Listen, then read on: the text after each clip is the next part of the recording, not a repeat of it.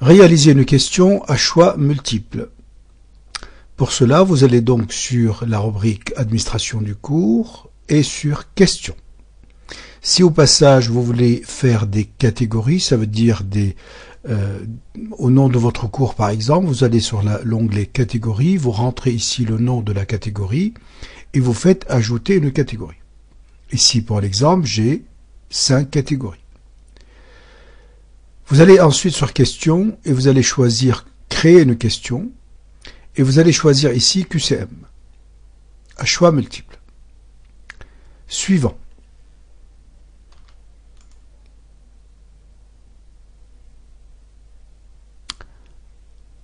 Vous rentrez la question dans la catégorie que vous souhaitez et ensuite vous allez mettre le nom,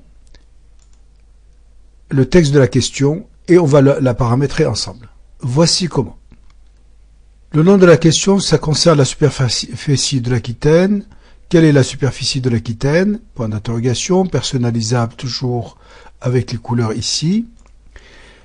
Cette question est notée sur 2, vous pouvez mettre 3, 4 ou 1,5, comme vous le souhaitez toujours. Ou sur 5. Le commentaire général après la question, c'est merci. Modifiable bien entendu. Ici, je choisis une seule unique réponse. Si vous en avez plusieurs, il suffit de faire réponse multiple autorisée. Vous mélangez l'ordre des réponses entre les essais. On va numéroter ici sans numérotation.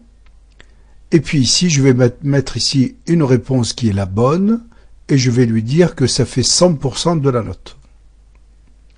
La deuxième, avec bravo, la deuxième question, la deuxième réponse c'est elle est totalement fausse et aucune note n'est attribuée. Ça veut dire qu'elle est fausse.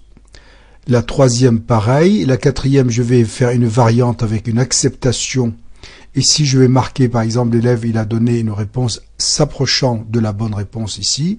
Par exemple il a mis 41 000 ou 42 000. Dans ce cas-là, je vais faire ici 42 000 km².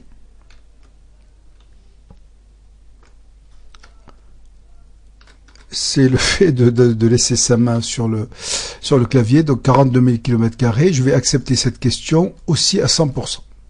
Je vais aussi accepter 43 000 dans la cinquième réponse, 43 000 km². Je peux accepter 42 500, etc. Donc tout ça, je choisis, ou bien je choisis ici de lui attribuer 10% de pénalité. Ce n'est qu'un exemple, ça va de soi. Et je vais donc ici accepter, je vais marquer un combiné général, c'est-à-dire pour toutes les bonnes réponses, bravo. Comme ça, je n'ai pas à personnaliser toutes les bonnes réponses. Le nom de tout à l'heure, le nom pareil de les réponses fausses, et avec la même une pénalité qui peut aller de 0%, c'est-à-dire je pénalise en rien l'élève, jusqu'à 100%, je retire toute la note, ou bien je lui enlève une partie de la note, ici 33,33. Je peux donner des indices pour mettre l'élève sur la voie, ainsi que, donc voilà, par exemple un indice, je peux mettre ici, c'est plus que 40 000 km². Ce n'est qu'un exemple encore. Donc je valide ici. La question étant créée, je vais pouvoir ici la modifier, ici la tester avec l'aperçu, ici modifier son ordre, la déplacer et ici je vais pouvoir la supprimer. Testons la question. Voici les réponses. Veuillez choisir une réponse parmi ceux-là, nous l'avons déjà vu, je vais faire la réponse fausse, vérifier. Ça va me donner non et la note est de 0 et j'ai une pénalité ici de 33,33 de 5, ce qui donne 1,67.